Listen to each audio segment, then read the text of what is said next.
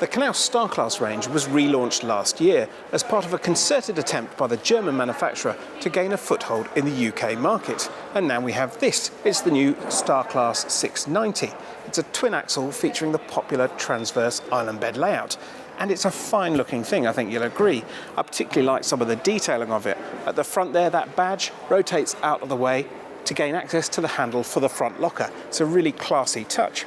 It's also loaded with equipment.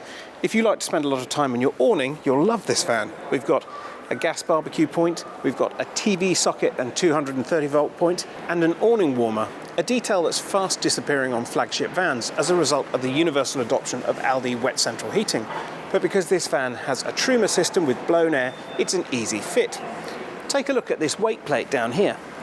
It says that this van weighs in at 2 tons. Now that's a hell of a lot, but actually it includes a massive 380 kilo payload, which means that you can fit options such as air conditioning and this rather fine motorhome style awning without worrying about having enough payload for all your clothes and shoes. You can choose to downgrade that weight plate to 1900 kilos if you're worried about the size of tow car that you need. But who would want to do that when you've got all this space to play with? This van is simply enormous. It's 8 foot 2 inches wide, which translates into a fantastically spacious feeling interior. One thing that isn't so spacious, however, is this lounge.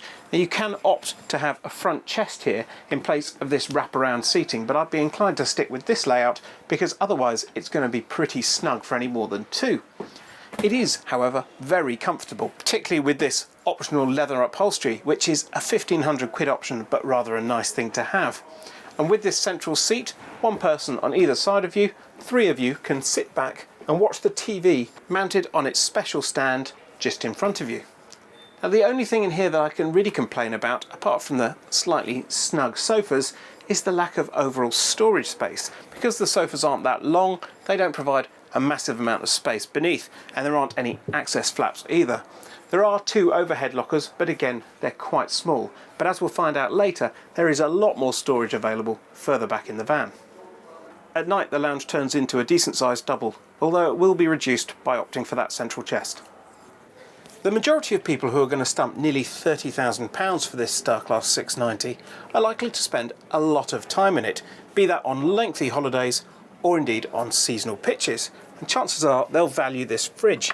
It's fantastic. We've got a separate freezer and a huge fridge beneath. There's a good sized kitchen on the other side too. We've got dual fuel hob with a hot plate and 3 gas burners and a good sized separate oven and grill beneath. There isn't a vast amount of worktop, but there is a glass lid over the sink and built-in drainer that you can use for extra preparation space. And one thing that's really nice is this cutout, which means that you don't have to move the tap every time you lift up that lid. There's a reasonable amount of storage space in here. I particularly like this domestic style drawer. It's absolutely massive. Loads of room for all your cutlery in there. One quibble, well, this microwave, it really is very high up. I know people think that I complain about this too much, but frankly, my wife wouldn't be able to reach it. As we move back, we come to the first of 3 wardrobes. And it's full height with shelves and hanging space above. Loads of room. And there's the pièce de résistance, the large transverse double bed. Unusually, because this van is so wide, this isn't one that retracts during the day to help you get around the foot of it, because actually there's a decent amount of room.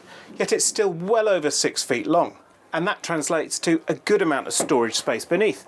It doesn't lift up in one piece like in many British vans, but in 2, with gas struts on either side, although some of that storage space is taken up by the table, which is housed in a slot there.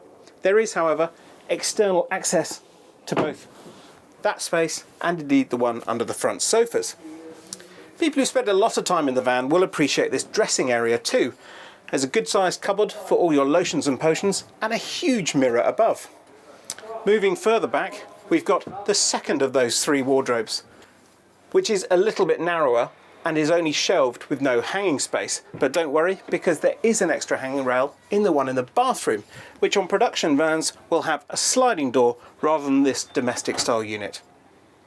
It's a shame this shower unit hasn't got any shelves in it, but otherwise it's hard to complain.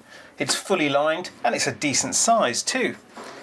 In fact, the whole bathroom's a pretty good size. There's plenty of room for changing, and of course, there's that third wardrobe, which is big as well. We've got a hanging rail at the top and some shelves for your towels beneath. Against the back wall, there's a really nice vanity unit with a moulded sink, a big mirror with a cabinet behind, and another cabinet beneath. Unlike most British vans, this van has a Dometic loo, and above it, a smoked window. The StarClass is clearly aimed at British buyers and their conservative tastes, but it does still have a few quirks, such as the fact that it sits on a BPW chassis rather than the more familiar Alco of most British vans. It's also not a cheap thing, at knocking on 30,000 quid in 690 form. That said, this is always likely to be a niche model, and there's always going to be buyers who appreciate its sense of style and Germanic quality.